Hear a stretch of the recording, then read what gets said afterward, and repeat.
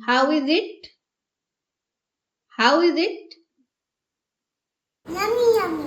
बच्चों का सबसे ज्यादा फेवरेट टूटी फ्रूटी केक। इस केक की सबसे अच्छी बात यह है कि इसमें मैदा का बिल्कुल भी इस्तेमाल नहीं किया है। इसके लिए कोई भी फैंसी ओवन वगैरह की ज़रूरत नहीं है, कोई भी मोल्ड की ज़रूरत नहीं है। इसे आराम से कढ़ाई में बना सकते हैं और इसे हमने बनाया है सूजी यानी कि रवा से। ये केक ना सिर्फ हेल्दी है बल्कि इतना ज़्यादा सॉफ्ट बनता है कि मुंह में जाते ही घुल जाता है। अंदर से आप इसका टेक्सचर देख सकते हैं, एकदम सॉफ्ट एकदम जालीदार केक बन करके तैयार हुआ है। इसको बनाना बहुत ही आसान है और आप इसको पहली बार में ही एकदम परफेक्ट बना करके तैयार कर सकते हैं। इसे बनाने के लिए जो सबसे ज्यादा जरूरी है वो है इसका मेजरमेंट। हम कौन कौन सी सामग्री कितनी क्वांटिटी में ले रहे हैं ये सबसे ज्यादा जरूरी है। अगर आपने नाप करके ये सारी चीजें ली तो आपका केक पहली बार में ही एकदम परफेक्ट बन करके तैयार होगा। तो यहाँ पर मैंने मेजरिंग कप ले लिए हैं। आप कोई भी कटोरी गिलास वगैरह सेट कर सकते हैं।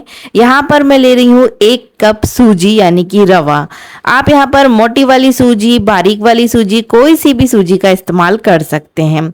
इसके साथ ही मैं ले रही हूँ आधा कप चीनी। 1 कप सूजी में आधा कप चीनी। दूध को मैंने गर्म होने के लिए रख दिया था। यहाँ पर हल्का गर्म दूध का इस्तेमाल करना है।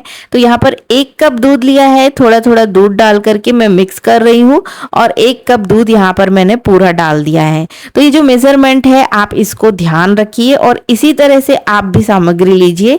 1 कप सूजी, 1 कप दूध और आधा कप चीनी। अब इन सबको मिक्स करके कम से कम आधे घंटे के लिए ढक करके रख देना है जिससे कि सूजी फूल जाए। जब तक की सूजी फूलेगी हम अपनी बाकी की तैयारियां कर लेंगे। क्योंकि हम बना रहे हैं टूटी फ्रूटी केक तो यहाँ पर मैंने कुछ रंग बिरंगी टूटी फ्रूटी ले ली है और इसके ऊपर मैं थोड़ा सा आटे से इसको डस्ट कर रही हूँ। आप चाहे तो यहाँ पर मैदे से भी डस्ट कर सकते हैं। इससे क्या होता है टूटी फ्रूटी केक की सरफेस पर नहीं बैठती है। अब ले लेते हैं एक बर्तन। यहाँ पर आप कोई केक का मोल्ड ले सकते हैं और अगर केक का मोल्ड नहीं है तो कोई बात नहीं, इस तरह से कोई भी आप बर्तन ले सकते हैं और इसे आप कटोरी में भी बना सकते हैं। तो यहाँ पर मैं ले रही हूँ बटर पेपर। इस बर्तन को आप घी से भी ग्रीस कर सकते हैं या फिर बटर पेपर इसके ऊपर लगा सकते हैं। अब यहाँ पर आधा घंटा हो गया है, सूजी भी अच्छे से फूल गई है। तो बस अब हम इसे क्या करेंगे, मिक्सी के जार में ट्रांसफर कर लेंगे। और अब इसमें मैं डाल रही हूँ 1/4 कप मिल्क पाउडर। वैसे तो ये ऑप्शनल है लेकिन इसे डालने से बहुत अच्छा टेस्ट आता है, एकदम क्रीमी क्रीमी सा टेक्सचर भी आता है। और साथ में मैं डाल रही हूँ 1/4 कप कस्टर्ड पाउडर जो कि वेनिला फ्लेवर का है। कस्टर्ड पाउडर से केक का कलर बहुत अच्छा आएगा और टेस्ट भी बहुत अच्छा आएगा। और मैं यहाँ पर ले रही हूँ 1/4 कप मेल्टेड घी। घी को मैंने थोड़ा सा मेल्ट कर लिया था। आप घी की जगह कोई भी रिफाइंड ऑयल भी ले सकते हैं।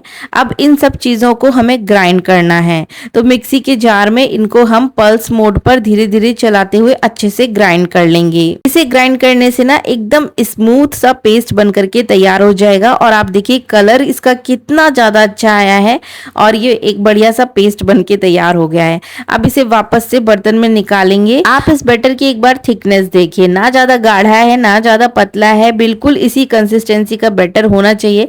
अगर बैटर ज्यादा थिक होता है या ज्यादा पतला होता है तो केक उतना सॉफ्ट, उतना फ्लफी, उतना स्पंजी बनता नहीं है, गड़बड़ हो जाता है। तो ये बात याद रखिए और मेजरमेंट जो भी आप इंग्रेडिएंट्स ले रहे हैं उनको नाप तोल के लीजिए। अब इसमें मैं डाल रही हूँ 1 छोटे चम्मच बेकिंग पाउडर और 1/4 चम्मच बेकिंग सोडा और इसके ऊपर से मैं कुछ लेमन ड्रॉप्स डाल रही हूँ। यहाँ पर थोड़ा सा नींबू का रस डालने से ना ये सोडा अच्छे से एक्टिवेट हो जाएगा और केक बढ़िया फूल करके तैयार होगा। तो बस थोड़े से लेमन ड्रॉप डाले हैं और अब इसे एक बार अच्छे से मिक्स कर लेंगे। बहुत ज्यादा देर तक मिक्स नहीं करना है। सोडा डालने के बाद आपको फटाफट से इसे जो बर्तन जो हमने रेडी किया है उसके मोल्ड में ट्रांसफर कर लेना है। तो बस सोडा डाला, बेकिंग पाउडर डाला, मिक्स करके अब इस बर्तन में हमने इस बैटर को ट्रांसफर कर लिया है। ऊपर से थोड़ी सी टूटी फ्रूटी और डाल देंगे जिससे कि केक खाने में और देखने में बहुत ही गजब का लगेगा। यहाँ पर मैंने 10 मिनट पहले लो फ्लेम पर कढ़ाई को प्री हीट होने के लिए रख दिया था। अब इसमें जो केक का बर्तन है उसको ट्रांसफर करेंगे और इसे लो फ्लेम पर ढक करके कम से कम 45 मिनट के लिए रखना है। 45 मिनट से पहले इसको खोल करके नहीं देखना है। 45 मिनट बाद ही इसको एक बार चेक करेंगे। एक चाकू की मदद से या इस तरह से एक टूथपिक की मदद से देखेंगे। अगर केक उसमें चिपक रहा है मतलब अभी नहीं बना है, तो 10-15 मिनट उसे और कुक करिए। और अगर बन गया है तो इस तरह से निकाल के इसको हम ठंडा करेंगे। ठंडा होने के बाद इसे डीमोल्ड करेंगे। अगर आप इसे गरम गरम डीमोल्ड करेंगे तो ये टूटने लगता है। तो अब जब ये ठंडा हो गया है अच्छा, मैंने इस तरह से एक जाली से ढक दिया था, आप किसी कपड़े या जाली से इसे ढक दीजिए। अब जब अच्छा ठंडा हो गया है तो हम इसको डीमोल्ड करेंगे। तो यहाँ पर मैं एक चाकू की मदद से इसके कॉर्नर ऐसे हटा दे रही हूँ और ये देखिए बहुत आराम से डीमोल्ड हो गया है। और अगर आप यही काम गरम गरम केक में करेंगे ना तो ये सब टूटने लगेगा, बटर पेपर भी अच्छे से निकलेगा नहीं, चिपका रहेगा। तो जब ये केक ठंडा हो जाए तभी डीमोल्ड करिए। अब आप इसका टेक्सचर देखिए, कितना ज़्यादा सॉफ्ट, कितना ज़्यादा स्पंजी और कितना बढ़िया फूल करके ये तैयार हुआ है। अब यहाँ पर मैं इसकी छोटे छोटे पीसेज में मैं इसको कट कर ले रही हूँ। बिल्कुल मार्केट में जैसे छोटे छोटे पीसेज मिलते हैं ना, वैसे ही मैं इसको बना रही हूँ। अब देखिए कितना अच्छा टेक्सचर आया है और देखने में कलर कितना बढ़िया आया है इसका, क्योंकि हमने कस्टर्ड पाउडर डाला है ना, तो बहुत अच्छा कलर आया है इसका। देखिए मार्केट में ऐसे ही टूटी फ्रूटी केक मिलते हैं जो बहुत मन से हम लोग खाते हैं, लेकिन उसमें क्या होती है, मैदा होती है। और घर पर आप बहुत आसान तरीके से और हेल्दी वर्जन बना सकते हैं। इसको हमने सूजी से बनाया है, आप चाहे तो इसको गेहूं के आटे से भी बना सकते हैं। और आप देख सकते हैं पीछे से भी कितना अच्छा सिका है, कितना ज्यादा स्पंजी बना है, एकदम मुंह में घुलने वाला बना है।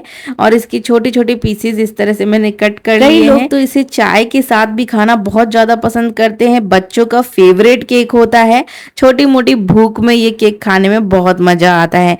तो एक बार आप भी इस तरह से इसे बना करके जरूर ट्राई करिए।